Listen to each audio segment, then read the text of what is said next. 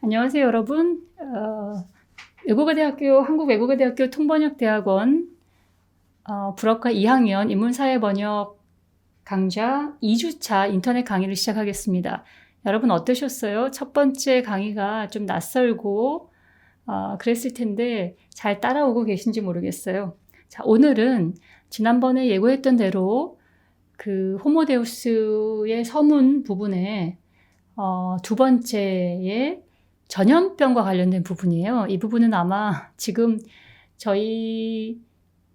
우리한테 일어나고 있는 현실과 관련해서 참 생각해 볼 게 많아요. 그리고 참 어떻게 보면 이렇게 시의적절한 그 테마를 선택했구나라는 생각이 들 정도로 많은 것들을 생각하게 만들어요. 오늘은 그 16페이지에서부터 24페이지까지 주요 내용들을 강독 설명을 한 다음에 여러분한테 아까 시작하는 부분에서 화면을 보셨겠지만 저희 언론에서 많이 다루고 있어요. 어제 그제 많은 기사가 쏟아졌는데 그 호모데우스의 저자인 유발 하라리가 코로나 사태와 관련해서 파이낸셜 타임스에 기고한 글이 있어요. 그래서 저도 읽어봤죠.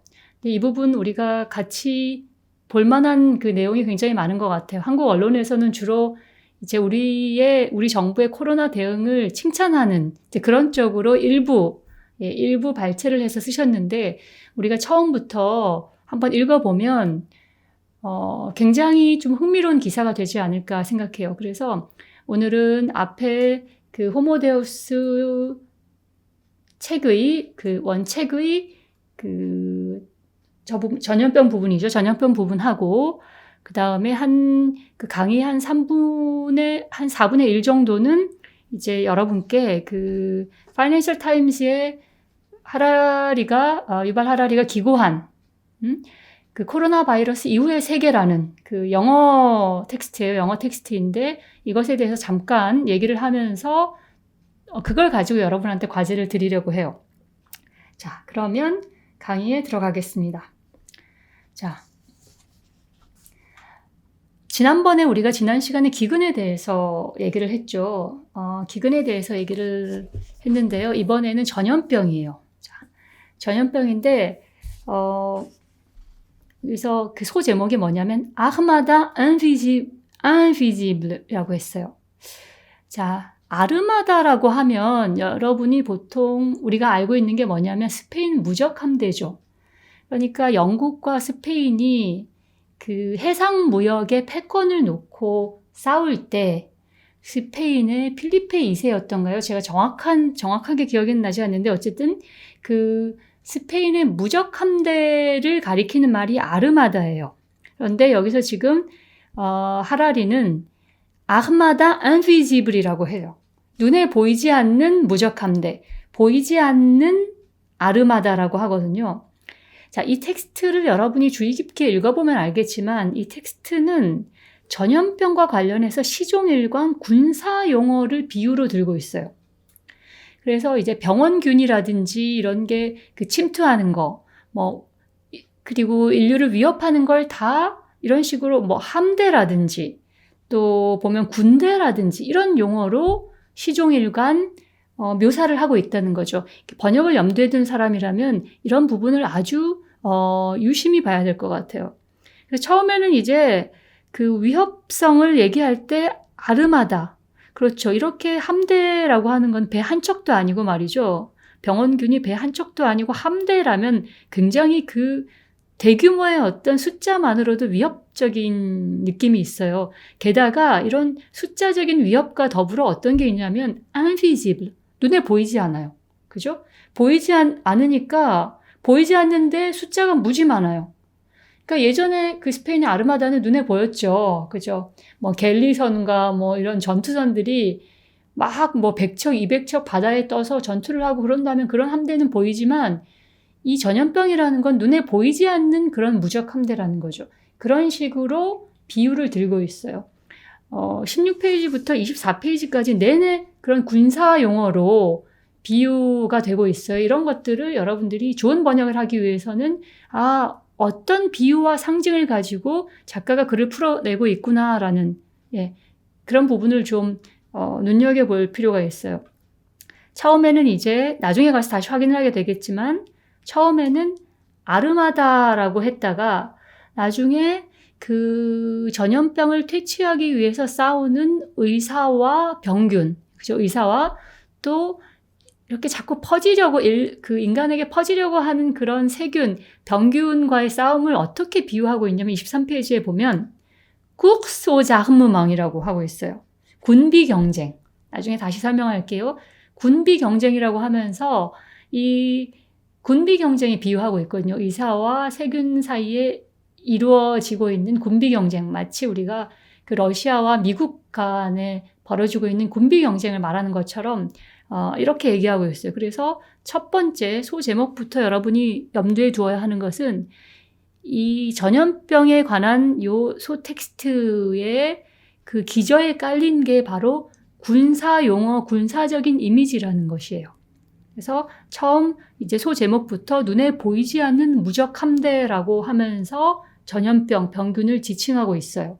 자, 요걸 머릿속에 집어넣고 이제 텍스트를 읽기 시작을 하겠습니다. 자, Après la famine, les épidémies et les maladies infectieuses constituaient le deuxième plus grand ennemi de l'humanité. 자, 우리가 앞서 다뤘던 기근에 이어 두 번째 인류를 위협하는 두 번째 적이 뭐냐면 바로 전염병이에요. 전염성 있는 그 병이죠. 전염병인데 바로 지금 전 세계 인류가 직면한 문제, 우리가 싸우고 있는 코로나 바이러스 같은 그런 전염병을 얘기를 하고 있는 거예요. 자, 그래서 이 소단원에서는 전염병의 소위 말해서 에타델리우를 하는 이 소단원에서는 전염병이 인류를 어떻게 위협했는지 그 기원과 역사를 좀 간략하게 언급을 해요. 자, 그래서 이거는 사실 인류의 발전과 인류의 교통수단이라든지 경제 발전, 무역의 발전과 전염병은 굉장히 밀접한 관계가 있어요. 그걸 그 텍스트를 통해서 보게 될 거예요. 자, 두 번째 문장을 보면 Les villes actives reliées par un flux incessant de marchands, de dignitaires et de pèlerins étaient à la fois le socle de la civilisation et une pépinière idéale d'agents pathogènes라고 했어요. 참 중요한 문장이에요. 여기서 우리가 번역적으로 한번 봐야 되는 건 뭐냐면, 자, 이게 그 고대 그러니까 우리가 원시 시대 이랬을 때는 대부분 자급자족 공동체였고 각 대륙에 흩어져 살고 있는 인류 간의 교류가 없었어요. 그런데 이게 이제 교류가 점점 늘어나죠. Un flux incessant de marchands. 우리가 실크로드를 통해서 중국의 그 무역상들이 가고 그런 얘기들 우리가 알고 있잖아요. Marchands, dignitaires et de pèlerins. 그죠? 순례자들. 그죠? 이런 사람들이 끊임없이 오가면서 활성화된 도시들. 그죠? 활성화된 도시들 어떻게 해서 연결돼 있어요. 그러니까 한 도시에서 이 활동들이 일어나는 게 아니라 이런 활동들이 일어나는 세계의 도시가 연결이 돼 있다는 거죠.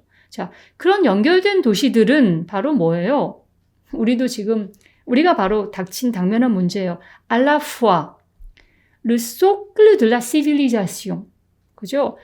소클이라는 건 받침 이런 건데요. 받침 한마디로 문명이 꽃피기 위한 어떤 기반이기도 해요. 그죠? 문명이 발전하기 위한 기반인 동시에 애라고 해요. 자, 이 애는 앞에는 좋은 거죠. 앞에는 이게 문명이 발전하려면 이 도시들이 고립된 상태가 아니라 연결돼서 서로 상호 발전하는 시너지 작용을 일으키면서 상호 발전하는 것인데 이게 좋은 점은 이제 문명이 발전하는, 그죠? 우리 인류 문명이 꽃피는 계기가 되는 것이고 부정적인 측면이 있어요. 뭐냐면 pépinière idéale d'agents pathogènes. 뭐예요? 병균이 이동하는 통로가 되기도 한다는 거죠. pépinière idéale, 온상인 거예요. 그죠? 병균이 헐리에 된 그 통로를 따라서 마르샹들이 이동하고 디니테르가 교류하고 펠레링들이 왔다 갔다 하는 이런 문명이 꼽히는 그런 수단이 되기도 한 이런 인류의 연결 통로가 바로 병균의 이동 통로가 되기도 한다라는 거죠. 참 재밌어요. 그죠? 지금 우리가 지금 코로나 바이러스의 창고를 보고 있는데 이 코로나 바이러스가 뭐예요? 국제사회가 이 코로나 바이러스에 아주 적극적이고 발빠르게 대처하고 있는데 이렇게 대처할 수 있는 게 지금 정보가 빠른 속도로 소통되고 우리의 코로나 검사 키트가 한국에서 개발된 게 미국으로 가고 중동으로 가고 이런 건 장점이기도 하지만 뭐예요? 우리가 보고 있잖아요. 유럽에서 역입되고 있는 사례들. 그죠? 유럽에서 우리 한국 그 분들이 유럽에 여행을 가셨다가 유럽 현지에서 코로나 바이러스가 얼마 온다는 거죠. 그게 뭐예요? 교류가 늘어나기 때문이거든요. 그리고 그 교류의 중심에 뭐가 있어요? 비행기가 있죠. 운송수단. 그리고 지금 그 운송수단 그런 항공사들이 가장 큰 타격을 입고 있어요. 왜냐하면 이동이 제한되고 어느 정도 멈춰야지 바이러스가 전파가 중단되거나 아니면 이게 소강 상태에 들어가는데 이게 항공편을 통해서 계속 인류의 이동이 일어난다면 그 바이러스 상황이 이게 지금보다 많이 진정되기가 어렵다는 거죠. 그래서 우리가 한국에서는 사실 그 신천지 그 교인들 같은 그런 그 어떤 그 특정 집단에 의한 바이러스 전파는 아주 타겟팅하기가 굉장히 쉬웠어요. 그런데 지금 우리가 해외 역입 사태라고 하는 그런 바이러스의 전파는 사실 훨씬 이 코로나 사태가 장기화되고 또 훨씬 우리가 정부 차원에서 그리고 우리 일상생활에서 대처하기가 어려운 그래서 우리가 어떻게 보면 이 코로나 바이러스 일상으로 가지고 살아야 될지도 모른다. 그런 생각을 하게 되죠. 어쨌든 여기서 에라는 것은 굉장히 이제 중요하죠. À la fois le socle de la civilisation et une pépinière idéale d'agents pathogènes이라고 했어요. 자, 그 다음을 보시죠. À Athènes, dans l'Antiquité ou dans la Florence médiévale, les gens menaient leur vie en sachant qu'ils pouvaient tomber malades et mourir la semaine suivante ou qu'une épidémie pouvait soudain éclater et détruire toute leur famille d'un seul coup. 그렇죠? 고대 이집트 그리고 중세 어디에 플로렌스에서 그죠? 뭐예요? 사람들이 어떻게 해요? 그러니까 갑자기 병에 걸려서 금방 다음날 당장 죽을 수도 있다는 그런 위험을 항상 알고 인지하고 이제 살아왔다는 거죠. 자, 그 다음 문단부터 이런 전염병의 역사에 대해서 써주고 있어요. 자, La plus mémorable de ces épidémies, 우리 이번에 얘기 많이 했죠. 우한에서 이제 코로나 바이러스가 처음 발견이 됐을 때 사람들이 뭘 많이 떠올렸었냐면은 패스트를 많이 떠올렸어요. 유럽 인구의 10분의 1이 넘게 그 희생됐던 그 중세의 바로 흑사병을 우리가 떠올렸거든요. 여기 지금 그 얘기를 하고 있어요. La plus mémorable de ces épidémies, la peste noire, se déclara au début des années, 그죠? 1330, 그죠? 1330. 1330년 초에, 그죠? 유럽에서 흑사병이, 유럽에서 생긴 게 아니라 이것도 어떻게 유입됐냐면요. 똑같아요. 그때랑 경로가 똑같은데, 동아시아와 중아시아에서 발병을 해서 이게 유럽으로 번지죠. 우리도 지금 우한에서 출발을 해가지고 전 세계로 퍼져나갔는데요. 그때 바로 이게 뭐예요? Quand la bactérie portée par la puce, 벼룩이 매개인 거죠. Yersinia pestis가 commença à contaminer les êtres humains piqués. 그러면서 de là se propageant via une armée de rats et de puces. 아까 제가 얘기했지만 뭐예요? 여기서 시종일관 군대와 관련된 이런 이미지를 차용을 하고 있다는 거죠. 제가 여러분한테 지난번에 잠깐 한번 얘기한 것 같기도 해요. 이게 우한에서 바이러스가 이제 우한에서 이제 시작돼가지고 폭발적으로 증가세에 있을 때 시진핑 중국 주석이 뭐라고 했냐면 이 코로나 바이러스를 악마에 지칭했어요. 악마에 비유해서 지칭했거든요. 그리고 나는 악마와의 전쟁을 이끄는 한마디로 전쟁을 이끄는 사령관이 되겠다라고 했거든요. 아마 그러니까 이런 전염병이나 이런 것들은 보통 이걸 퇴치하기 위해서 싸운다든지 이럴 때 동원되는 많은 것들이 지금 많은 부분이 군사 용어예요. 여기 보면 여기는 지금 시진핑 주석 같은 경우에는 퇴치를 하기 위해서 우리가 하는 것을 전쟁에 표현을 했어요. 그런데 여기 보면은 쥐와 벼룩의 움직임을 바로 아흐메에 비교했거든요. 얘네들도 굉장히 일사불란하게 체계적으로 움직이고 퍼진다는 거예요. 그죠? 아흐메 하면 이게 굉장히 하나가 아니라 일개개체가 아니라 이게 군집으로 느껴지잖아요. 이 바로 쥐와 벼룩이 이렇게 집단으로 움직이면서 퍼져나가는 그런 모습. 이 아흐메보다 규모가 더 큰 게 바로 위에서 말했던 아흐마다죠. 함대. 완전히 완전히 거대 군함의 무리, 막 집단 이런 것들을 얘기하죠. 자, 들라 이제 동아시아, 중아시아에서 시작된 게 de là se propageant via une armée de rats et de puces.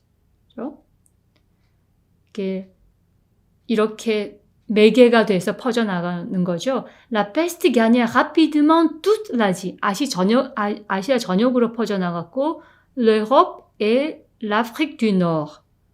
북아프리카까지 퍼져나갔어요. 자, en moins de 20 ans. 20년도 채 안 돼서 어떻게 되냐면 elle atteignit les rives de l'Atlantique. 대서양 연안까지 빠른 속도로 퍼져나갔죠. 그래서 이때 어떻게 되냐면 entre 75 et 200 millions de gens trouvèrent la mort. 최대 2억 명이 목숨을 잃었어요. 그 당시 인구가 지금 정확하게 언제 모르겠는데 plus du quart de la population eurassienne. 유라시아 인구의 4분의 1. 오늘 아침에 본 게 이탈리아의 누적 사망자가 5천 명이 넘다고 들었어요. 그리고 전 세계적으로 누적 사망자가 2만 명이 넘다고 들은 것 같아요. 그런데 이 당시에 패스트로 당시 유라시아 인구의 4분의 1이 목숨을 잃었다는 거죠. En Angleterre, 4 habitants sur 10 mourirent. 그러니까 10명 중에 4명 40%네요. 전 이렇게 많은 줄 몰랐어요. 40%가 패스트로 사망했고요. 그래서 어떻게 됐어요? La population chuta de 3,7 millions à 2,2 millions à la suite du fléau. 그래서 당시에 370만이었던 인구가 어떻게 됐어요? 220만으로 줄었다는 거죠. 플로렌스는 perdit la moitié de ses 100,000 habitants. 10만 인구 중에 절반이 사망했다는 거예요. 그런데 이제 나중에 하라리는 지금의 전염병, 현재의 21세기의 전염병은 자연재해라기보다는 인재에 가깝다라고 하는데 그 얘기가 당시에는 당연히 그렇죠. 당시에는 국가가 체계를 갖추지도 못했고 의료 시스템이 지금처럼 발달되지도 못했으니까 어떻게 했어요? Les autorités étaient totalement démunies face à cette catastrophe.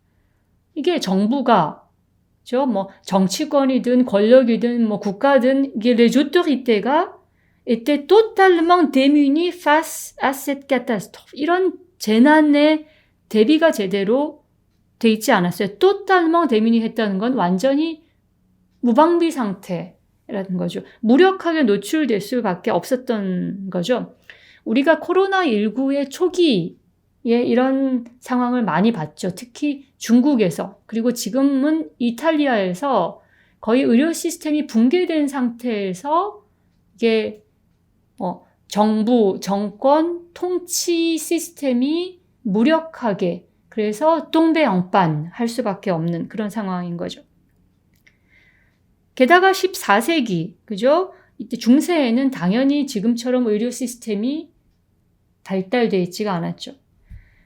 Hormis organiser des prières de masse et des processions, et ils n'avaient aucune idée de moyen d'arrêter l'essor de l'épidémie. 그때는 뭐예요? 기도하고 이런 거 밖에는 essor de l'épidémie, 한마디로 essor, 창궐하는 거죠. 폭증하는 거죠. 이걸 막을 방법이 없었고요. 당연히 à plus forte raison d'y remédier. 그죠? voir 이런 뜻이겠죠? 그러니까 뭐냐면 이게 급증하는 거를 막을 수 있는 방법도 없었어요. 그저 신이시여 우리를 구원해 주소서밖에. 당연히 à plus forte raison. 더더욱이 어땠어요? 그걸 치료할 수 있는 방법은 더 없었어요. 우리 지금하고는 다르죠. 지금은 어때요? 우리는 어떤 걸 가지고 있어요? 뭐 완벽하지는 않지만 우리는 nous avons les moyens d'arrêter l'essor de l'épidémie. 어떻게 해요? 국가가 통제에 나서고 뭐 국경을 폐쇄하고 이런 것들이 바로 essor de l'épidémie를 막을 수 있는 거죠. 그런데 우리는 plus 지금은 어때요? 우리는 nous avons les moyens d'y remédier. 이게 바로 치료제잖아요. 아직 치료제를 완전히 개발하지 못했지만 뭐 에볼라 치료제를 뭐 쓴다. 뭐 심지어 그 사스 치료제를 쓴다. 그러니까 지금 우리가 아직 백신이 개발되지 않았지만 치료제도 완벽한 형태로 개발되지 않았지만 지금 조만간 치료제가 개발될 거라고 생각을 해요. 다양한 어떤 약의 조합을 통해서 최근 2, 30년 근래에 있었던 그런 전염병들에 쓰였던 그런 약들을 이제 조합해서 여러 가지로 시도를 해보고 있는 것 같아요. 자, 그래서 지금처럼 이제 의료 시스템이 발달되지도 않고 또 정부가 통제력을 가지고 있지도 않을 때는 어떻게 됐죠? Jusque dans les temps modernes, 그죠? 근대까지는 어땠어요? Les hommes attribuaient les maladies aux mauvais airs. 그죠? 이게 바로, 여러분 제가 그 화면에 보이시죠? 말라리아라는 거 있잖아요. 말라리아가 이게 이게 지금 mauvais air라는 게 나쁜 공기죠. 공기 중에 이게 지금 생각하는 대기오염 그런 게 아니라, 뭐 일부 그렇기도 하죠. 공기가 나빠서, 사악한 기운이 떠돌아서, 그렇죠. 나쁜 공기. 우리가 사실 에어라는 거는 매일매일 이제 숨을 들이마실 때 우리 몸속으로 들어가는 거잖아요. 그런데 그때는 뭐 공장이 있어서 뭐 대기오염이 심했겠어요? 그게 아니라 어떤 나쁜 공기를 마셔서 이렇게 됐다는 거죠. 근데 이게 바로 말라리아라는 그 전염병, 아직도 그 더운 지방에는 많죠. 이 말라리아의 어원이 이탈리어에 그죠? 불어에서도 똑같죠. 고통, 질병. 우리는 하잖아요, 불어가. 그런데 아리아, 그죠? 말라리아. 이게 바로 그 이태리어로 bad air를 뜻하는 거예요. 나쁜 공기. 그러니까 그 원인을 지금처럼 이렇게 밝혀내는 게 아니라 우리는 뭐 우한시장에서 뭐 야생 박쥐가 그 병균을 옮겼다 뭐 이런 식으로 다양한 지금 연구와 해석이 진행 중인데 당신은 어떻게 했어요? 우리는 지금처럼 과학도 발전하지 않았고 했으니 뭐라고 했냐면 그 질병의 원인이 mauvais air, 그 다음에 au démon malveillant, 어떤 사악한 마귀, 그죠? 사탄, 그 다음에 courroux des dieux, 그리고 신의 분노 이런 거죠. 그러니까 그때는 sans soupçonner l'existence des bactéries et des virus.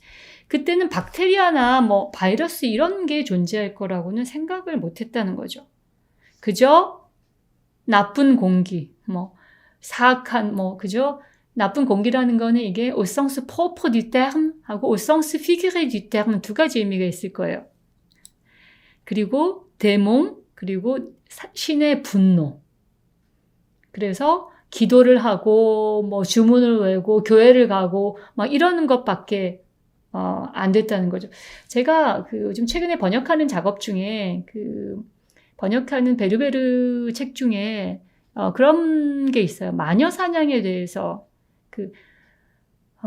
16세기였던가요? 스페인 바스크 지방에, 그러니까 바스크 지방이라고 하면 프랑스와 스페인 북부, 그리고 프랑스 남부, 국경에 걸쳐 있어요. 바스크는 프랑스와 스페인에 걸쳐 있는데, 그때 대대적인 마녀 재판과 마녀 화형이 이루어졌어요. 한마디로 그러니까 여성들이 희생됐어요. 그때 대부분 독신 여성들이 희생됐는데요. 그때 어떤 병이 돌았어요. 제가 지금 정확하게 기억이 안 나는데 무슨 말드리히안가 이런 전염병이 돌았는데 그 전염병이 돌면서 인심이 흉흉해지니까 뭔가 희생양이 필요했던 거예요. 그러니까 지금은 우리는 뭐예요? 뭐 박테리아니 바이러스니 뭐 우한시장에서 뭐 야생동물이 뭐 밀거래되니 뭐 박쥐의 박테리아가 뭐 옮겨지니 뭐 인수 공통 감염이니 아니니 막 이런 얘기들 하지만 그때는 어떤 전염병이 돌고 그러면 어떻게 돼요? 낙인을 찍는다는 거죠. 그때 바로 낙인 찍혀서 화형당했던 사람들이 많은 젊은 여성들이었어요. 그게 바로 뭐냐면 마녀 사냥, 마녀 재판이었거든요. 16세기에 있었던. 그것도 좀 생각이 나네요. 이걸 보니까. 자, Les gens croyaient volontiers aux anges et aux fées. 이러니 당연히 이렇게 종교적으로 아니면 주술적으로 매달리다 보니까 어떻게 됐겠어요? 천사나 요정이 해결사로 나서야 되죠. Mais ne pouvait imaginer qu'une puce minuscule ou une seule goutte d'eau pouvait contenir toute une armada de prédateurs mortels. 아르마다 드 프레다터 모르텔. 바로 이거 세균을 얘기하는 거예요. 아까 시작 부분에 보이지 않는 무적 함대라고 했듯이 프레다터, 우리가 이제 동물과 관련해서 할 때 보통 포식자 이런 단어로 프레다터라는 말이 쓰이잖아요. 그러니까 모르텔이라는 것은 치명적인 거죠. 목숨을 위협하는 프레다터, 포식자의 함대, 바로 바이러스나 세균을 얘기하는 거예요. 자, 아까도 얘기했지만 시진핑 주석이나 미국의 트럼프 대통령은 전쟁이라고 부르는데 우리도 지금 코로나와의 전쟁이라고 하는데 우리는 지금 전쟁을 싸우는 그러니까 세균이나 바이러스로부터 공격을 당하고 싸우는 우리 입장에서 전쟁이라고 부르는데 지금 하라리의 이 텍스트에서는 이 전쟁은 누가 지금 일으키고 있냐면 바로 세균, 그러니까 쥐, 벼룩, 각종 세균들을 전쟁을 일으키는 군대, 함대라고 보고 있어요. 우리하고 지금 관점이 좀 다르죠. 이것도 되게 재미있는 것 같아요. 어쨌든 지금 이 텍스트를 계속 통과하고 있는 그런 얘기는 뭐냐면 얘네들이 병균, 세균 이런 게 일개 병사나 일개 군대 차원이 아니라 함대 차원으로 인류를 위협하고 있었어요. 그런데 그 위협에 대응하는 방식이 예전만 해도 이게 우리가 뭘 잘못해서 신의 분노를 자극했을까? 네? 그리고 이 공기 중에 이렇게 떠도는 사악한 기운 이런 것들 주술적으로 이제 봤다는 거예요. 주술적으로 종교적으로. 그리고 이제 희생양을 삼죠. 패스트가 창궐했을 때 제가 알기로 많이 희생됐던 게 그때 마녀 사냥이 횡행을 했었고 그 당시에 뭐가 또 많이 희생이 됐었냐면 제가 알기로 고양이에요. 당연히 그렇겠죠. 쥐가 병균을 옮기는 매개체인데 당연히 고양이는 그때 고양이가 되게 많이 살아남았던 거예요. 그리고 고양이를 키우는 사람들이 그때 패스트에서 많이 살아남았던 거예요. 그래서 어떻게 했냐면 유럽에서 심지어 고양이 대학살이 이루어지기도 했어요. 고양이를 다 잡아가지고 산채로 불에 태우기까지 했다는 거예요. 참 지금 보면 참 어처구니 없는 얘기들인데요. 역사적으로 그런 것들을 살펴보면 되게 재밌죠. 자, 패스트에 대해서 만도 벌써 이렇게 할 얘기가 많네요. 자, 그런데 그 다음 문장이 뭐라고 나오냐면 La peste noire ne fut pas un événement unique, ni même le pire fléau de l'histoire. 뭐라고 하냐면 그 흑사병, 그 패스트는 ne fut pas un événement unique. 자, unique라는 걸 여러분이 눈여겨보기를 바래요. 이거는 한 차례라는 거예요. 여기서. 그러니까 단발성이 아니었다는 거죠. 한 번 입고 끝난 게 아니에요. 이거는 뭐예요? 이런 전염병, 그러니까 흑사병도 여러 차례 있었고 제가 알기로는 아직 완전히 컨트롤 돼가지고 완전히 사라지지 않았어요. 중국에도 몽골 일부에서는 아직도 있다고 하고요. 그리고 아프리카에도 아직 흑사병이 있다고 해요.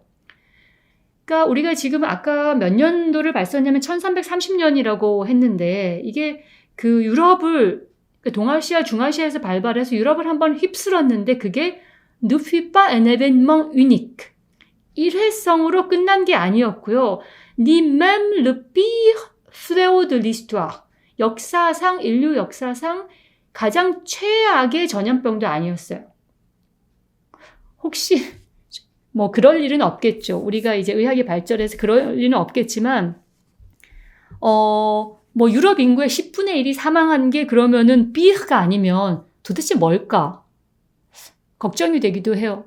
아니면 앞으로 우리 인류에게 이런 그 최악의 사태가 닥쳐올지도 모르겠다라는 그런 생각을 하죠. 지금 전 세계적으로 코로나 누적 사망자가 2만 명 정도라고 하는데 아마 당분간은 계속 늘어날 것 같고요.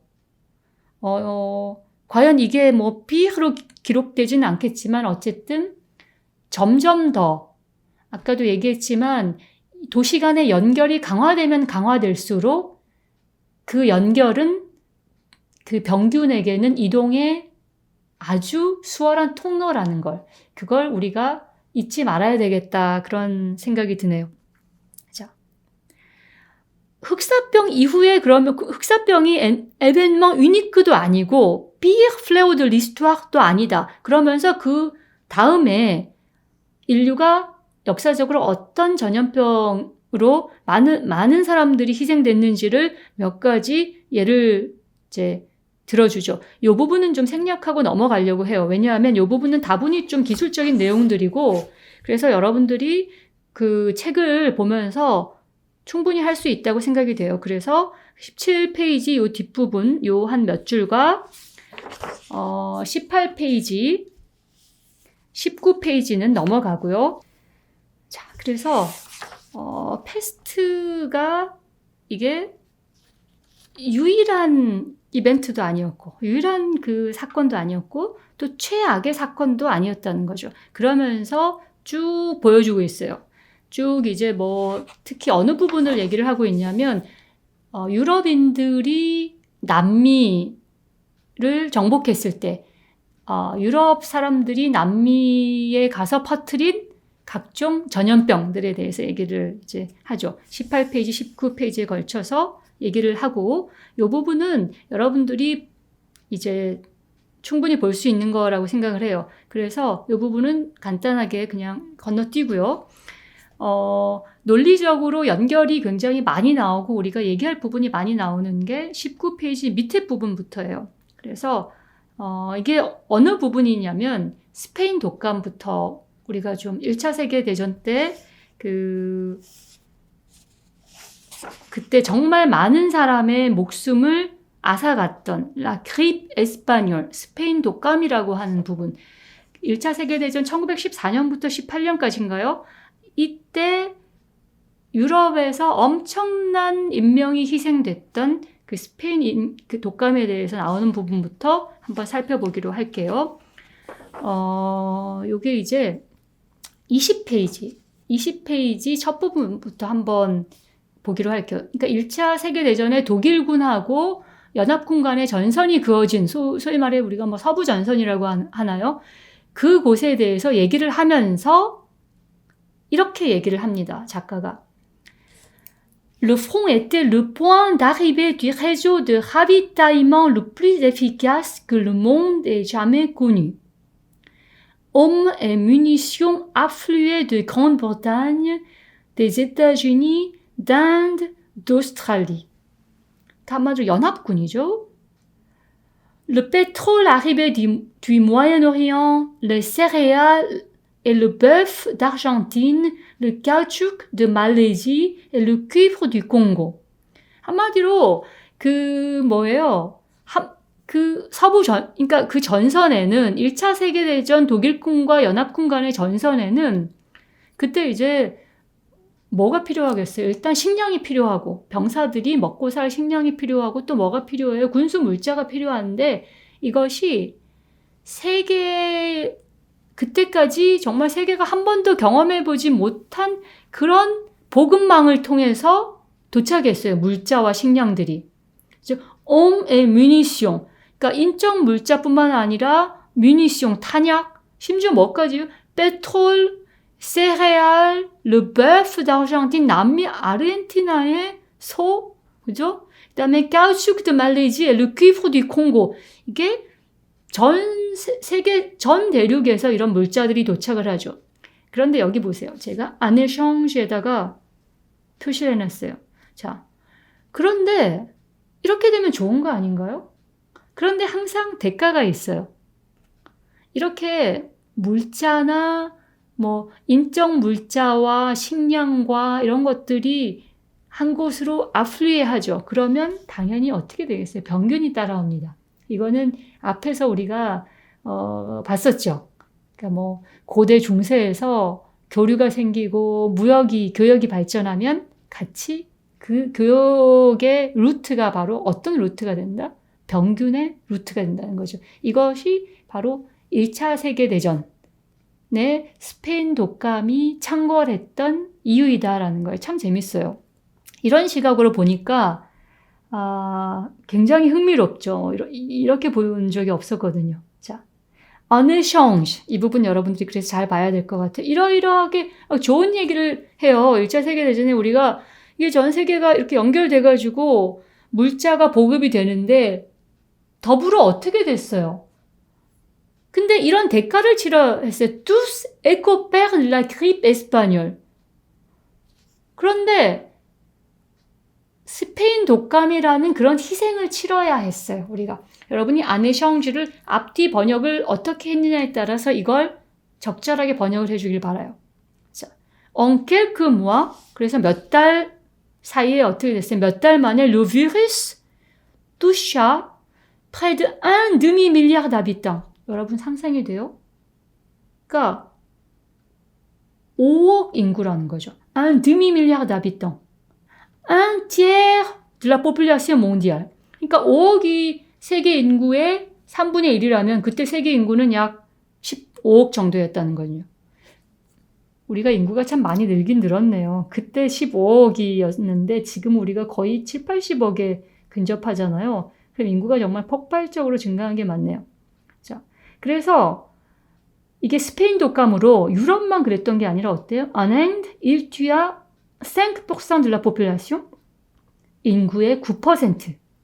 그리고 타히티에서 사모아 제도에서 각각 타히티에서 14%, 사모아 제도에서 20%. 자, 이게 지금 우리는 1차 세계대전에 바로 전쟁터는 유럽인데 어떻게 타히티에서 죽고 사모아 제도에서 죽고 콩고에서 죽지? 이게 바로 전염병의 위력이죠. 전염병이라는 아르마다의 위력이에요. Dans les mines de cuivre du Congo, un travailleur sur 5 mourait. 그죠? 어떻게 됐어요? 5명 중에 콩고 구리 광산의 노동자 중에 5명 중에 1명이 사망한다는 거죠. 자, au total, la pandémie. 팬데믹이죠. 한마디로 이게 지금 우리 팬데믹이죠. 그 세계적인 대유행하는 전염병.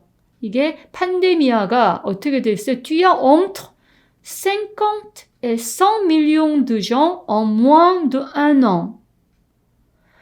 1년도 채 안 되는 사이에 뭐예요?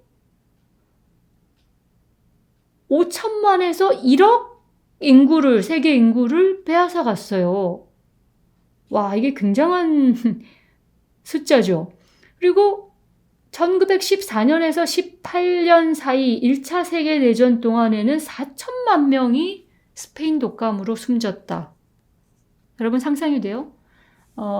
지금 이런 수치들을 보면 우리가 지금 목격하고 있는, 우리가 지금 알고 있는 코로나 관련 통계는 훨씬 더 늘어날 수도 있다. 물론 이제 치명률은 그때만큼 높지는 않겠죠. 왜냐하면 그때에 비해서 의료 시스템이 굉장히 발달돼 있고 그렇기 때문에. 그런데 또 한 가지는 그래요. 그때보다 우리의 moyen de transport, 우리의 réseau de transport가 훨씬 더 발달돼 있어요. 그래서 의료 기술이 발달돼 있고 정부가 대처를 잘하는 거는 그때보다, 그러니까 20세기 초반보다 지금이 유리하지만 또 불리한 것은 어느 형식이 항상 있죠. 뭐예요? 이게 세계가 초연결돼 있기 때문에 바이러스가 빠른 속도로 확산되고 있다는 거죠.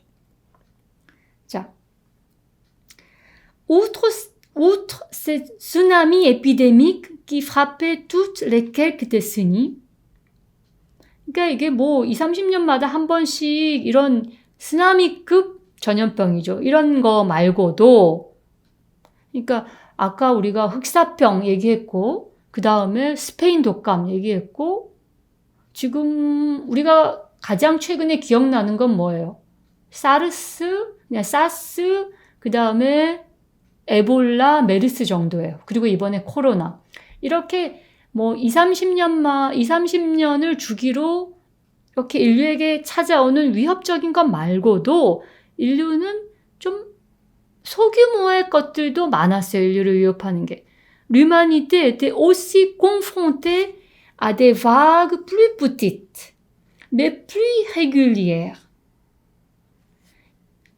de maladies infectieuses. 자, 이거 동의어겠죠? 그죠? De maladies infectieuses qui tuaient par millions chaque année. 적지 않은 숫자긴 해요. 수백만 명이면. 그런데 이때처럼 막 인류가 막 1차 세계대전 동안 막 수천만 명씩 죽지 않아서 그렇지 계속 주기적으로 인류를 위협하는 전염병이 찾아온다는 거죠. À des vagues plus petites, mais plus régulières.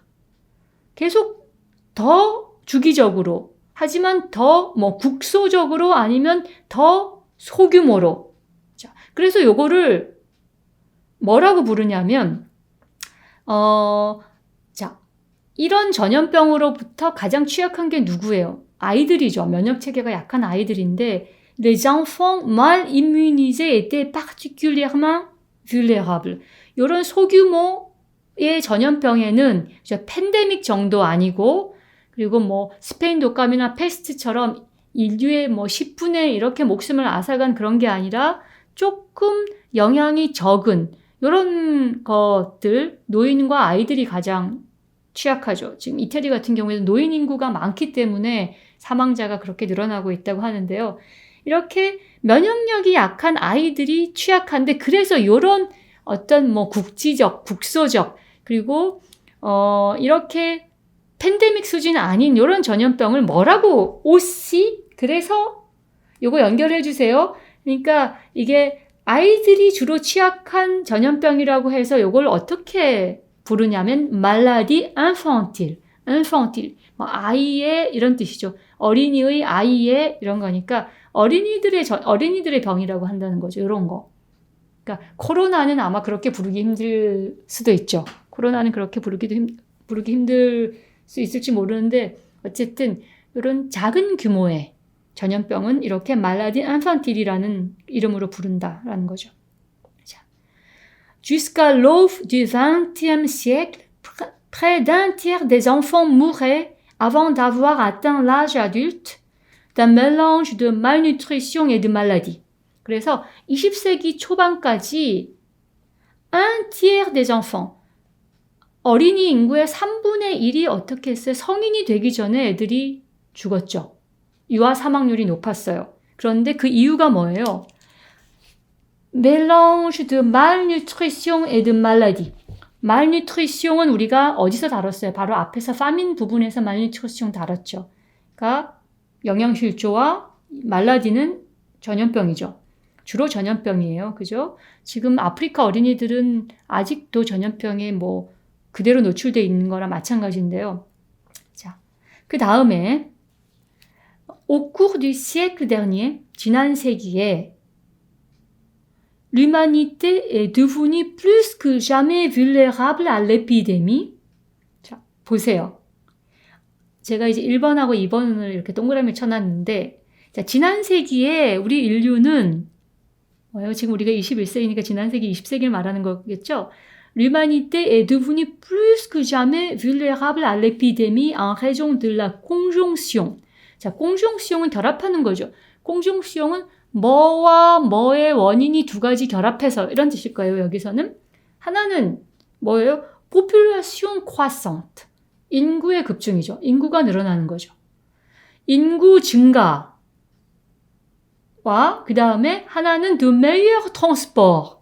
아니 이게 운송수단이 좋아지는 거. 운송수단의 발전도 바로 전염병에 우리가 취약해지는, 전염병에 노출되는 이유가 된다는 거죠. 당연히요. 아까 그 중세 뭐 고대에도 교역이 발달하면 인적 물적 교류가 많아지고 그 교류의 통로를 위해서 따라서 바이러스가 넘나든다고 했어요.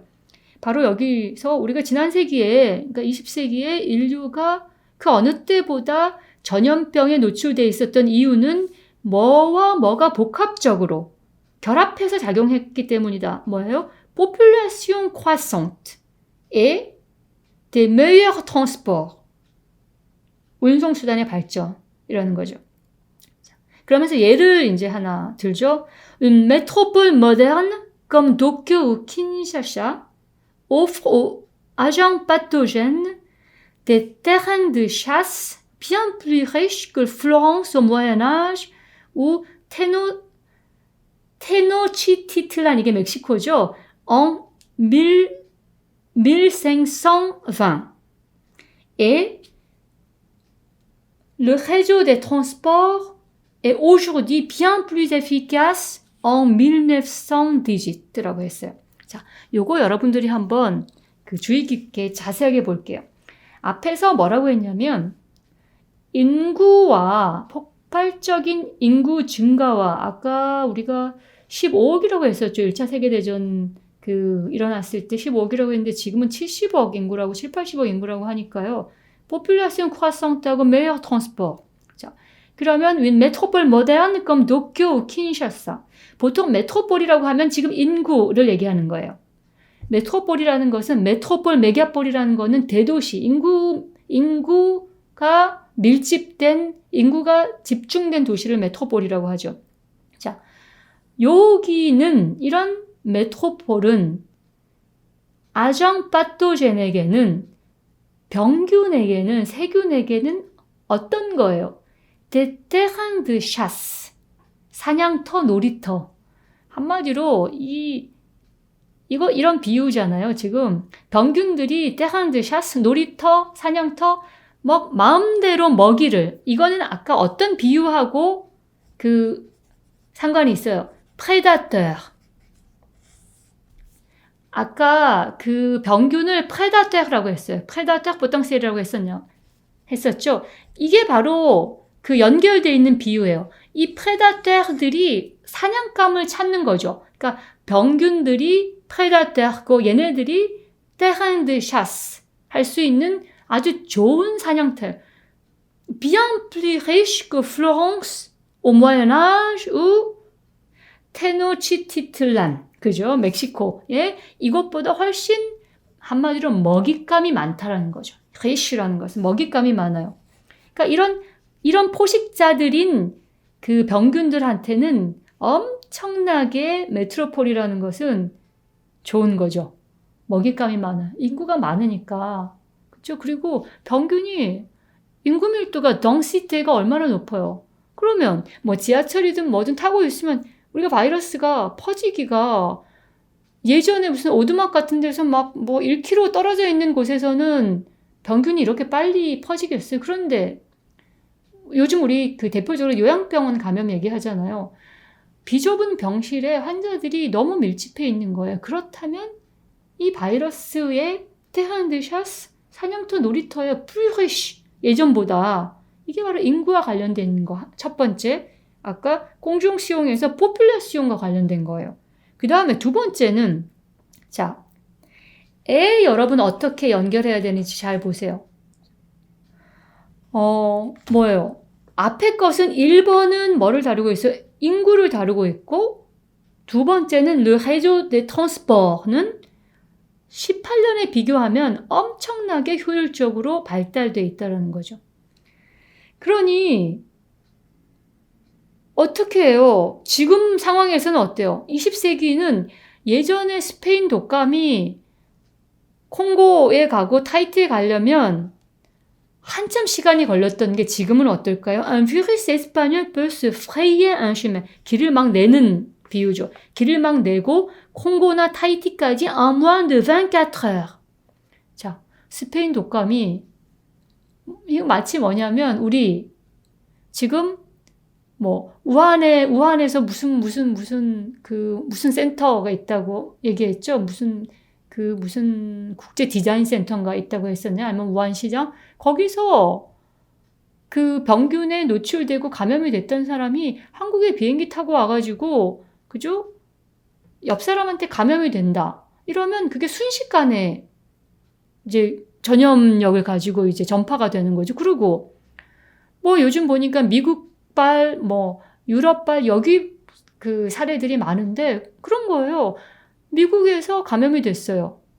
그런데 비행기 타고 뉴욕에서 얼마 걸리냐면 14시간 걸리거든요. 그럼 14시간 만에 그 바이러스가 한국 땅에 도착하는 거예요. 그게 바로 뭐예요? 이건 인구와 관련된 측면이 아니라 le développement du réseau des transports. 교통수단의 발전과 밀접한 관계가 있다는 거죠. 자, 그럼 이게 지금 현재 시제로 쓰여 있잖아요. 스페인 독감 바이러스가 지금 같으면, 예전 같으면 그래도 뭐 예전에도 그렇게 많은 사상자를 냈는데 지금 만약에 그런 비슷한 급의 바이러스가 있다면 어떻게 해요? 24시간도 안 돼서 콩고까지 가고 타이티까지 간다는 거죠. 그럼 옛날 상황이라면 여기 시제를 잘 보세요. On aurait donc pu s'attendre à un enfer épidémiologique avec des épidémies en chaîne. 자, 보세요. 그러면 우리가 인구하고 그 운송수단의 발전 측면에서만 본다면 지금 어때요? 벌써 스페인 독감보다 몇십 배, 수십 배의 위력을 발휘하면서 세계가 토초화됐을까요? 그쵸? aurait donc 이런 일이 enfer épidémiologique 한마디로 전염병의 지옥문이 열렸을 거예요. 그죠? 그런데 어때요? 그렇지 않다라는 얘기를 하려고 하죠. 항상 지금 aurait pu라고 썼다는 것은 작가가 그렇지 않아요. 우리는 어떤 대응하는 무기를 가지고 있어요. 그런 얘기를 하려고 하는 거죠. 그래서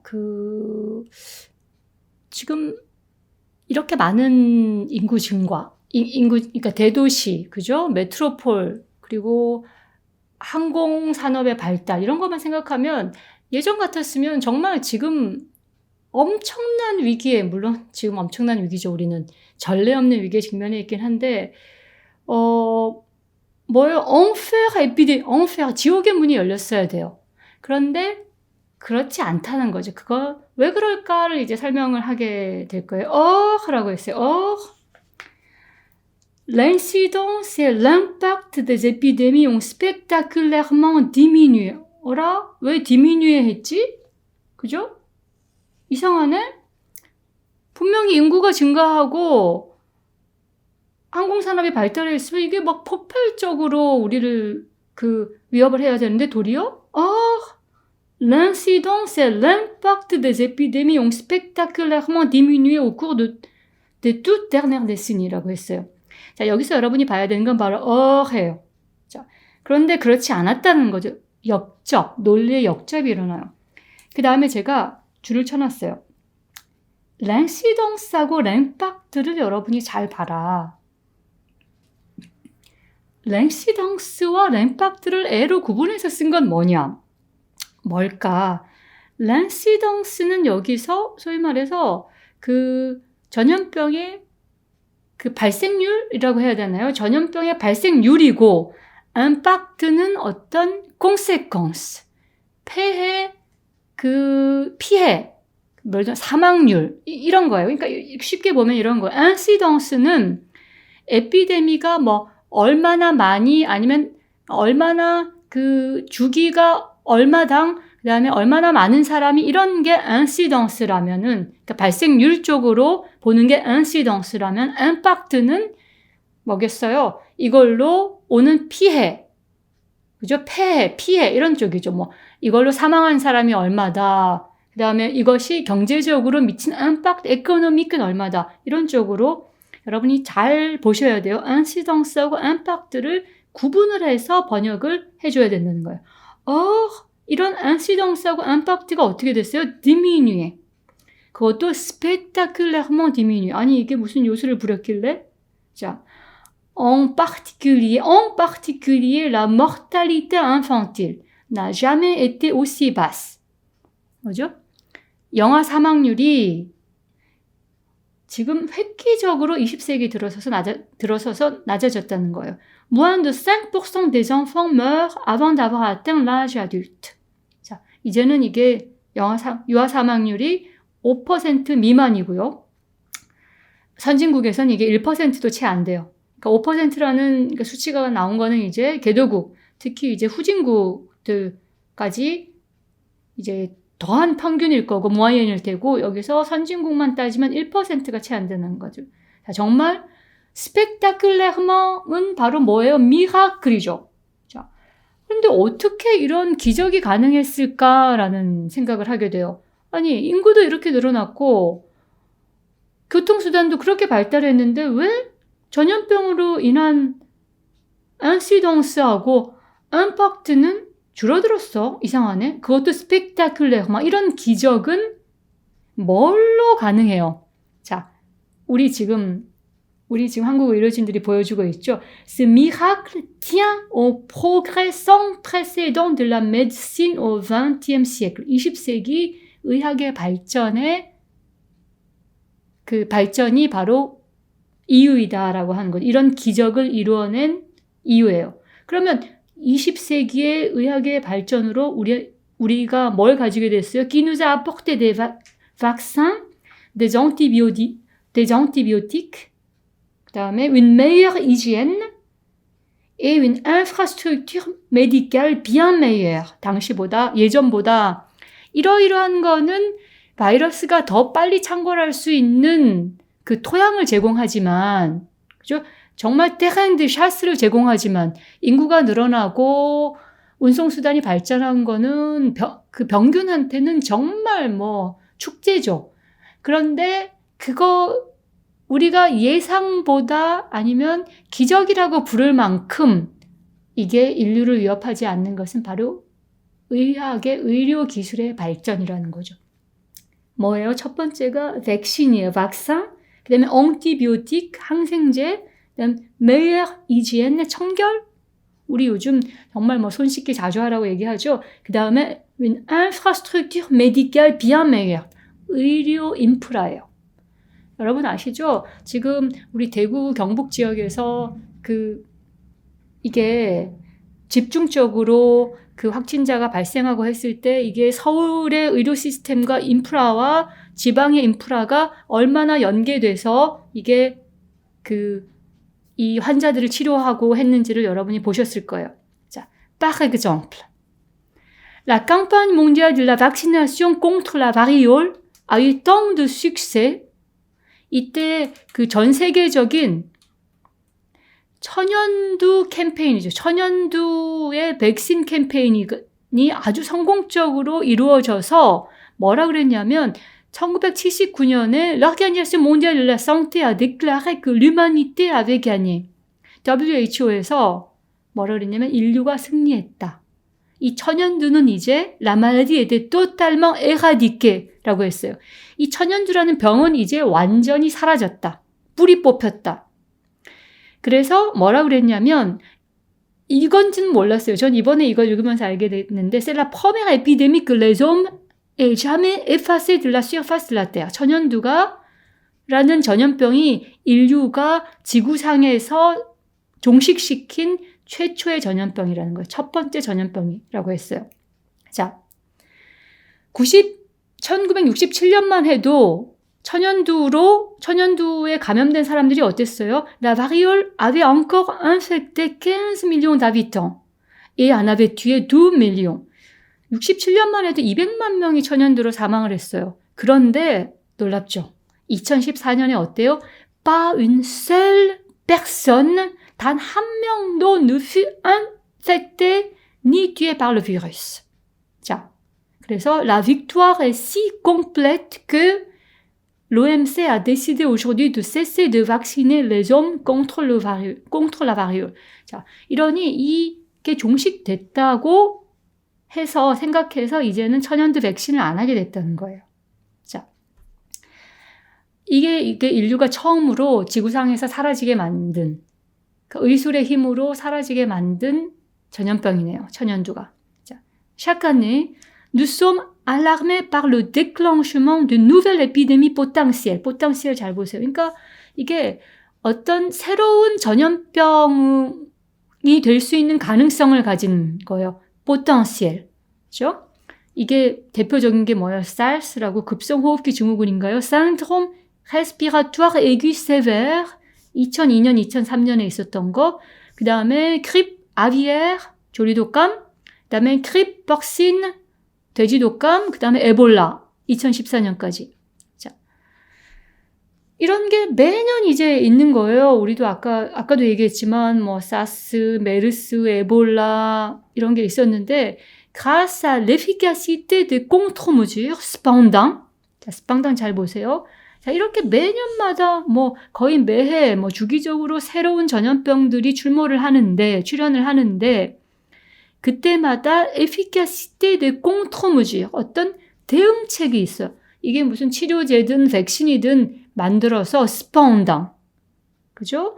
그런데 이런 게 출연을 해도 cependant ces épisodes se sont traduits jusqu'ici par un nombre relativement peu élevé de victimes. 자, 이렇게 2014년까지 주기적으로 새로운 전염병이 발견되고 출현했음에도 불구하고 cependant, contre-mesure d'octet, 이런 에피소드, 이런 전염병들은 어떻게 됐어요? 지금까지 nombre relativement peu élevé de victimes. 상대적으로 제한적인 수의 희생자만을 내고 끝났다라는 거죠. 자, 예를 하나 드는 게 뭐예요? 우리가 사스라고 하는 거. 자, 이게 SRAS네요. SRAS네요. 사스가 par exemple a d'abord fait craindre une nouvelle peste noire. 이것이 제2의 흑사병이라고 할 만큼 아주 어땠다는 거죠? 이게 제2의 흑사병이라고 할 만큼 무섭게 위협적으로 느껴졌는데 여기 뿌 잘 보세요, 여러분. 뿌 어때요? 이게 우리가 영어에서 예전에 무슨 성문 종합영어 이런 거 보면 여러분들이 뭐 to의 용법 이런 거 나오죠. 여기서 뿌의 용법은 뭐 to의 용법이 뭐 목적이냐 결과냐 이런 거 나오는데 여기 마찬가지예요. 여기서 뿌가 어떻게 쓰였는지 어떻게 번역해야 되는지 잘 보세요. 사스의 예를 들면 처음에는 제2의 흑사병을 우려할 만큼 위협적으로 느꼈던 것이 결과적으로는 se solde finalement par la mort de moins de 1 millier de personnes à travers le monde. se solde par죠? 결과적으로는 이렇게 끝났어요. 뭐예요? 전 세계적으로 1000명 이하의 희생자를 내는 걸로 끝났어요. 이게 엄청나게 제2의 흑사병이 될 줄 알았는데 전 세계적으로 1000명 이하의 희생자를 내고 이제 끝났다는 거죠. 자, 오늘 준비한 게 많은데 이거는 제 생각에 오늘 그 뒷부분까지 다 보려고 했는데 아무래도 자세하게 보다 보니까 그렇게는 불가능할 것 같아요. 그래서 호모데우스는 여기서 다음 시간을 기약하고요. 세 번째 강독을 기약하면서 오늘 호모데우스의 내용은 여기서 정리하고 그 다음에 하라리가 아까 얘기했던 대로 하라리가 기고한 파이낸셜 타임스의 그 기고문을 가지고 여러분과 잠시 얘기를 하고 과제를 내는 걸로 두 번째 강의를 마무리해야 될 것 같아요. 하라리 얘기로 잠깐 이제 넘어가면서 한 10분 정도, 한 10분, 20분 정도 얘기하고 마무리할게요. 자, 요즘 저희가 초기에 코로나 바이러스 대응을 잘했다고 전 세계적으로 칭찬을 많이 듣고 있다고 그러죠, 언론에서. 그러면서 뭐 한국의 그 대응이 모범적이다, 뭐 한국의 대응을 좀 배워라, 뭐 한국은 왜 이렇게 검사를 많이 하는데 우리는 이렇게 못하냐, 뭐 그런 기사들이 요즘 많아요. 그리고 그걸 정치적으로 이용하는 사람들도 되게 많은 것 같아요. 앞으로 이 사태가 어떻게 끝날지를 지켜봐야 하는데도 불구하고 정치인들은 이걸 굉장히 정치적으로 이용하기에 바쁜 것 같아요. 자, 어떻게 될지 지켜보기로 하죠. 제가 한국 언론에서 다룬 거는 주로 뭐였냐면, 우리에 관한 칭찬에 관한 부분들을 주로 다뤘어요. 뭐, 그렇다고 하라리가 한국을 굉장히 짧게 언급을 했어요. 근데 언급한 부분을 제가, 잠깐 줄을 쳐놨는데요. 쭉 읽어보니까, 뭐에 대해서 얘기를, 사실 이분이 한국에 대해서 칭찬하려고 이 글을 쓴 건 아니에요. 그런데 우리 언론에서 그 부분을 봤는데 여기 나오네요. The Soap Police에서 사우스 코리아의 그 내용이 나와요. 뭐라고 나왔냐면 우리를 뭐 뭐냐면 while these countries have made some use of tracking applications, they have relied far more on extensive testing, on honest reporting, and on the willing cooperation of a well-informed public. 요 부분이거든요. 요 부분이에요. 요게 이제 간단히 요 부분에 대해서 얘기를 하고 뒤에 한두 주 정도를 언급하는데 언론에서 아주 이걸 확대해서 쓰셨더라고요. 그런데 저는 여기서 도리어 어떤 부분을 봤냐면 some use를 봤어요. some. 왜냐하면 이게 some use of tracking applications라고 했거든요. 제가 이 사태를 보면서 느낀 거는 우리 초기에 뭐 인권 침해 여지가 있다고 뭐 많은 사람들이 그 얘기해서 일부 개선되기도 했는데 저희가 확진자를 처음에 줄일 수 있었던 이유라고 하는 게 뭐였냐면 그런 게 확진자 동선을 추적해가지고 확진자가 어디를 다녀갔는지를 저희가 공개를 하고 심지어 뭐 처음에는 집까지 공개했었던 것 같아요. 지금 제가 확실히 기억이 안 나는데 지금은 이제 그 프라이버시에 대한 인식이 초기에는 너무 당황해서 뭐 한 사람이 어디를 갔다 하면 막 무슨 뭐 어디 대형 쇼핑몰에 갔다고 하면 막 사람들이 거의 패닉 상태였는데 이제는 이 코로나 사태가 우리에게 거의 뭐 그 일상의 일부가 되다 보니까 그 정도까지는 아니죠. 그런데 초기에 우리가 확진자 동선 추적을 하면서 그런 정보가 너무 많이 이게 노출이 된 거예요. 그래서 사생활이 그대로 한 사람이 거의 사생활이 그대로 노출되는 뭐 그런 폐해들이 많았던 것 같아요. 근데 최근에 한 2, 3일 전에 재미있는 기사를 제가 하나 봤죠. 콜라텍이라는 얘기를 저는 처음 들었어요. 콜라텍. 이틀 전인가요? 부산에서 어떤 70대 확진자가 생겼다고 하면서 그 70대 확진자에 대한 소개를 하면서 언론에서 뭘 얘기를 했었냐면 70대 남성 확진자였고 이분이 콜라텍에 수시로 드나들었다라고 했어요. 그래서 저는 콜라텍이라는 걸 처음 봤기 때문에 콜라텍이 뭔지 찾아봤죠. 근데 그 콜라텍에 이분이 매일 가셨다라고 하면서 그 언론에서 일종의 어떤 게 이루어졌냐면 제가 개인적으로 느끼기에는 낙인 찍기. 그러니까 초기에 이제 뭐 한국에 계신 중국 동포들 계시잖아요. 한국에서 일하시는 중국 동포들 우한 바이러스라고 우리가 명명하던 시절에 지금은 이제 우한 바이러스가 소위 말해서 politically correct하지 않다고 생각하고 저희가 코로나19라는 게 있죠. 그런데 아직까지도 우한 바이러스라고 그 진원지의 이름을 우리가 가지고 막 사람들이 공포에 떨 때 그때 쉽게 타겟팅 되셨던 분들이 중국 동포들이세요. 한국에서 일하시는 중국 동포들인데 이제는 이게 우리가 뭐 국내 요인이 굉장히 많다는 게 알려지면서 그 부분이 많이 부각되지 않고 한동안은 신천지 그 교인들이 또 타겟팅이 손쉬운 타겟팅이 됐었어요. 낙인 찍기의 대상이 됐었죠. 그 다음에는 제가 최근에 본 거는 그런 거죠. 콜라텍이라는 걸 제가 처음 콜라텍이라는 단어가 너무나 생소해가지고 제가 찾아봤어요. 콜라텍하고 검색을 해보니까 콜라텍이라는 게 어떻게 생겼는지 알게 됐어요.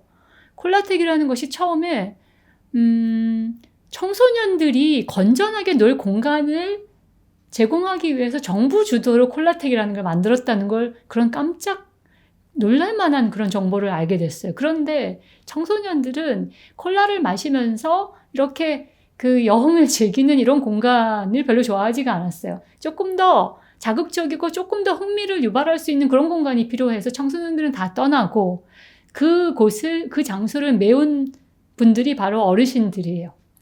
왜냐? 제가 위키트리인가 위키피디아 정보였기 때문에 물론 이제 그게 객관성이 얼마나 확보됐는지 모르지만 어르신들이 그 자리를 차지하면서 외로움을 달랠 곳이 필요한 거예요. 그러니까 커뮤니케이션과 그다음에 사람을 만날 곳이 필요해가지고 콜라텍을 가는데 그 콜라텍이라는 곳은 이제 2-3천 원에만 내면 입장이 가능하고 콜라를 마시고 그러니까 주류가 아니고 음료수를 마시면서 뭐 춤도 추고 대화도 나누고 그런 곳이 콜라텍이라고 하더라고요. 그래서 이게 낙인 찍기구나 생각을 했죠. 바로 이런 부분. 이게 우리가 어떤 전염병이 돌 때 선택을 하게 만드는 거죠. 인권이냐 아니면 소위 말해 개인의 인권이냐 공중보건이냐 공중위생과 보건이냐 이런 두 가지 부분에서 선택을 하게 만든다는 거죠. 그런데 여기서 유발 하라리는 뭐라고 하면 이 두 가지는 선택의 문제가 아니다라고 얘기해요. 선택의 문제가 아니고 이 두 가지를 모두 지키는 방향으로 우리는 이 코로나에 대처해야 된다라고 얘기를 하죠. 그러니까 한마디로 공중보건에서 보건을 중요하게 생각했어요. 우리도 우리 한국 정부도 그렇게 생각을 해서 확진자 동선을 막 공개를 했었죠. 특히 중국 정부 같은 경우에는 공산당 정부는 어떻게 했어요? 완전 주민을 통제하는 식으로 했다는 거죠. 통제를 통해서 왜 말해 민주주의적인 가치를 파괴하고 훼손하면서까지 이제 그 사람들을 통제했는데 그건 뭐냐면 이런 비상 사태, 이런 위기 상태에서는 사람들이 나의 인권과 나의 자유가 훼손당하는 거, 침해받는 걸 어느 정도 감수한다라는 거예요. 감수한다는 거죠. 감수하는데 그러면서 이제 안전을 중요하게 생각을 한다고 얘기를 해요. 안전을 중요하게 생각한다. 그런데 그 유발 하라리가 걱정하는 건 뭐냐면 이런 통제와 소위 말해서 서베이언스 시스템, 감시와 통제의 이런 장치들, 그러니까 현대에는 IT 기술로 이게 가능한 거죠. 심지어 우리는 뭐냐면 자가격리자가 자꾸 밖에서 사회활동을 극장에도 가고 막 이러니까 정부에서 어떤 얘기를 했었냐면 자가격리자가 이탈했을 때 정부에 경보를 보낼 수 있는 그런 앱을 개발했다. 그런 얘기도 나왔었거든요. 그때 저는 굉장히 좀 불안했어요. 왜냐하면 그게 위험할 수도 있겠다. 이게 개인의 동선과 이런 게 공개되고 심지어 마치 그거를 보면서 전자팔찌가 아닌가 그런 느낌을 받았거든요. 그런데 제가 생각하는 그 고민들을 유발 하라리도 여기 글에서 풀어놓고 있어요. 자, 풀어놓고 있으면서 한국을 여기서는 some use of tracking application이라고 했는데 저는 상당히 우리가 방역에 성공할 수 있었던 것이 그런 이 트래킹 어플리케이션이 우리는 굉장히 많이 사용되고 있고 이것에 의해서 그러니까 이게 이게 우리가 공중보건을 위해서 이 부분을 당연히 받아들여야 되는 것처럼 우리가 좀 느끼고 있다. 근데 과연 이것이 지나가면, 이 스톰이 지나가면, 이 코로나 바이러스라는 태풍이 지나가면 우리는 새로운 세계를 맞이하게 될 텐데 그 세계에서 국가가 이미 소위 말해 미정 플라스 했던 그런 그 감시와 통제의 장치가 사라질까? 국가는 거둘까? 그걸. 뭐 그런 고민들을 유발 하라리가 많이 하고 있는 것 같아요. 그래서 이 파이낸셜 타임즈의 기사는 한국 정부의 뭐 한국 언론이나 아니면 뭐 일부 어떤 분들이 한국을 칭찬하는 부분만 부각해서 썼는데 사실 여기는 우리가 좀 경계하고 고민해야 될 부분들이 굉장히 이제 많다라는 생각이 듭니다. 자, 여러분들하고 그러니까 이걸 보고 싶은 이유는 요거를 뭘로 하기 위한 거냐면요. 우리가 지금 호모데우스는 같이 강독을 하고 있죠. 그런데 이게 비록 그 유발 하라리의 저서가 영어로 쓰여져 있긴 하지만 언어적으로 그렇게 어렵다기보다는 어쨌든 이분은 영어가 모국어가 아니신 분이에요. 그렇기 때문에 아주 쉽고 명료한 단어로 쓰여져 있어요. 그런데 논리는 아주 촘촘하게 연결돼 있어요. 그래서 여러분들이 우리가 인문사회 번역을 하면서 논리 공부를 하기에 굉장히 좋은 텍스트라고 생각이 돼요. 그래서 여러분들한테 이제 과제를 드리는 거예요. 자, 이게 지금 꽤 길어요. 꽤 텍스트가 길고 저는 이제 인쇄를 해서 봤는데 여러분들도 이거를 인쇄를 하거나 뭐 어떤 형태로든지 해서 강독 연습 교재로 삼았으면 좋겠어요. 그래서 여러분들한테 첫 과제를 낼게요. 자, 첫 과제는 뭐냐면 이게 지금 3번 정도에 나눠서 지금부터 한 3번 정도에 나눠서 여러분들이 이 영어 텍스트를 가지고 제가 한 것처럼 하는데요. 음성 파일로 녹음을 하는 게 아니라 여러분은 어떻게 하시냐면 이걸 지금 우리가 그 통역 연습할 때 하는 트라듀크숑 아비 알죠? 여러분. 트라듀크숑 아비처럼 여러분들이 쓰는 거예요. 이런 거죠. 예를 들면 완벽한 그러니까 번역문으로서의 특성보다는 강독의 특성에 맞는 그런 텍스트를 저한테 그 3번으로 나누어서 이 전체 텍스트를 긴 텍스트를 3번으로 나눠서 저한테 내주시면 돼요. 그러니까 예를 들면 이런 거죠. 트라듀크숑 아비의 텍스트 버전이라고 생각하시면 돼요. 그러니까 이런 거예요. 예를 들면 그 첫 번째 이런 거 있어요. The decisions people and governments take in the next few weeks will probably shape the world for years to come. 이러면 여러분들이 이 문장을 이제 저한테 숙제로 내줄 때 이런 거죠. 이거를 주어, 동사, 서술어 이렇게 완벽한 형태로 문장을 만들거나 아니면 더 나아가서 번역적으로 완성도 높은 걸 해달라는 게 아니라 이런 거죠. 자, 심지어 이렇게 쓸 수 있는 거예요. 자, 정부와 국가의 그러니까 시민들과 정부의 결정. 자, 그러고 2, 3주 아니면 미래의 결정 이것이 이런 거죠. 앞으로의 세계를 결정한다. 이거 지금 제가 너무 지금 한국어가 이렇게 영어도 간단하고 이래서 그런데 이런 거죠. They will shape not just our healthcare system but also our economy, politics and culture라고 해요. 그러니까 이 결정들이 이 시민과 우리 국민과 시민과 정부가 내리는 결정들이 shape not just our healthcare system, 우리의 의료 시스템을 shape하게 될 뿐만 아니라 우리 경제, 정치, 문화 전반에 걸쳐서 영향을 미치게 될 것이다. 이런 내용을 여러분이 적어서 저한테 과제로 내달라는 거예요. 이거는 완벽한 번역 텍스트를 해달라는 게 아니라 그 강독처럼 여러분이 그 화살표로 표시를 해도 좋고 아니면 한국어로 써도 좋고 여러분들이 내가 어떻게 이거를 논리적 연결을 하면서 이 텍스트를 읽고 있다라는 것을 여러분이 자유롭게 저한테 과제로 제출하면 될 것 같아요. 자, 혹시 과제를 어떻게 해야 되는지 모르겠다라고 하는 사람은 뭐 저한테 따로 연락을 하면 되는데요.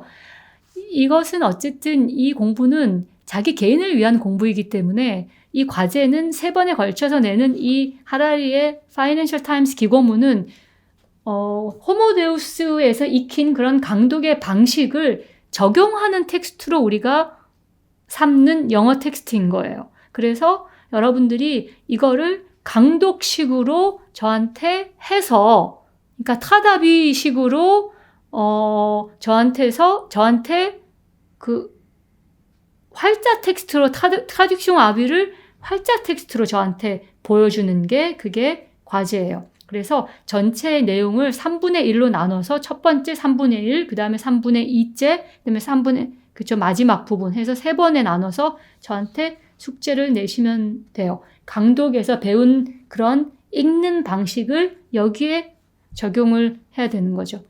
자, 제가 여러분들한테 할 얘기가 굉장히 많아요. 이 파이낸셜 타임스의 기고문건을 보면서 여러 가지 생각들도 하게 됐고, 또 작가가 우리의 코로나 이전과 이후로 나누더라고요. 이분도. 그런데 코로나 이후에 우리 벌써 많은 일상의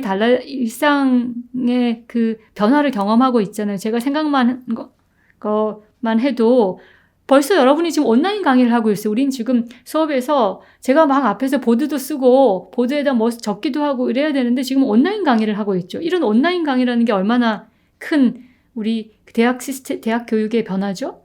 그 다음에 재택근무가 너무 일반화되어 있죠, 요즘.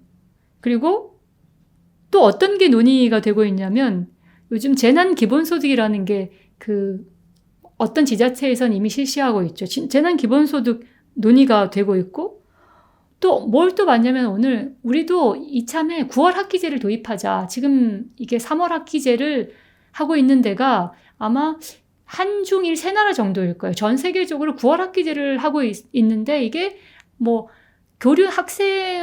학생과 대학 뭐 교류 차원에서 3월 학기제는 굉장히 불편했거든요. 그래서 이참에 9월 학기제를 도입하자 하는 어떤 정치권의 논의도 있다라는 거. 이제 그런 것도 이제 한번 생각해 볼 필요가 있고, 그 다음에 이게 산업경제 번역과도 연관이 되어 있는데 우리 경제에도 엄청나게 영향을 많이 끼치죠. 지금 뭐 사상 최대 규모의 추경을 정부에서 결정했어. 추가 경정 예산요. 추경을 결정을 했고, 미국은 역사상 최대의 경기 부양책을 발표했어요. 그리고 현금성 지원을 하겠다고 발표했죠. 그러니까 뭐 1인당 $1,000든가요? 그러니까 지금 소비가 침체되는 게 경제의 가장 큰 고민이죠. 그래서 이 부분을 어떻게 활성화시키기 위해서 여러 가지 고민들을 하고 있거든요. 왜냐하면 실물 경제가 지금 굉장히 어려움에 처해 있기 때문이에요. 여러분도 아시죠? 지금 주가가 폭락을 했어요.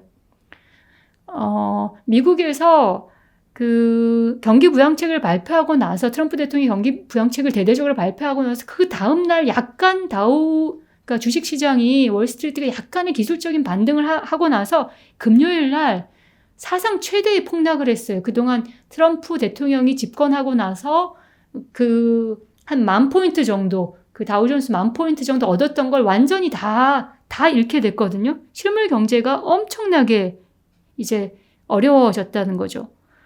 그러니까 미국 연준도 그렇고 한국 중앙은행인 한국은행도 금리 인하를 아무리 대대적으로 단행을 해도 그 돈이 경제를 살리는 방향으로 돌고 있지를 못하다는 거죠. 그 다음에 지금 실물 경제에서 어떤 어려움이 일어나고 있냐면 달러 품귀 현상이죠.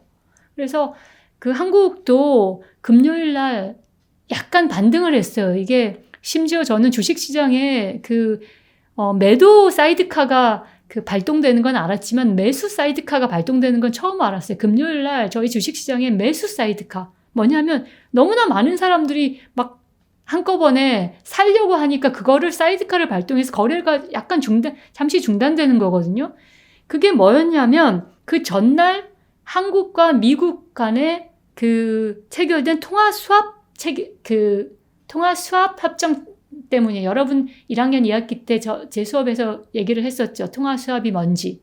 이거는 그러니까 외환 보유액을 우리가 이럴 경우에는 뭐 경제 전문가들은 실탄이라고도 표현을 하던데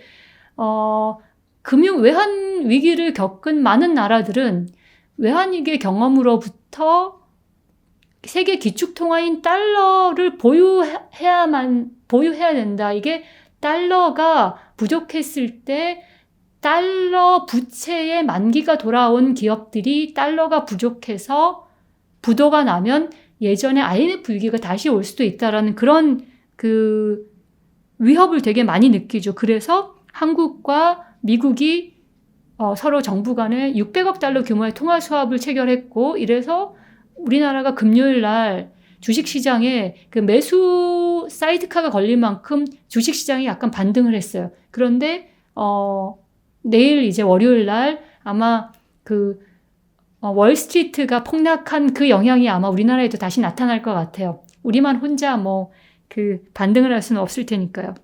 자, 이런 여러 가지 새로운 상황이 있어요. 그래서 여러분들하고 얘기할 게 굉장히 많은데, 오프라인에서 얘기해도 되고, 그리고 제가 여러분한테 툭툭 던지는 얘기들을 여러분들이 좀 관련 기사라든지 이런 걸 통해서 한번 찾아보면 어떨까? 그리고 공부를 더 깊이 해보면 어떨까? 이런 건 제가 볼 때 온라인 강의의 또 강점 아닐까? 결국 이 온라인 강의라는 거는 여러분한테 공부할 소스를 던져주는 것.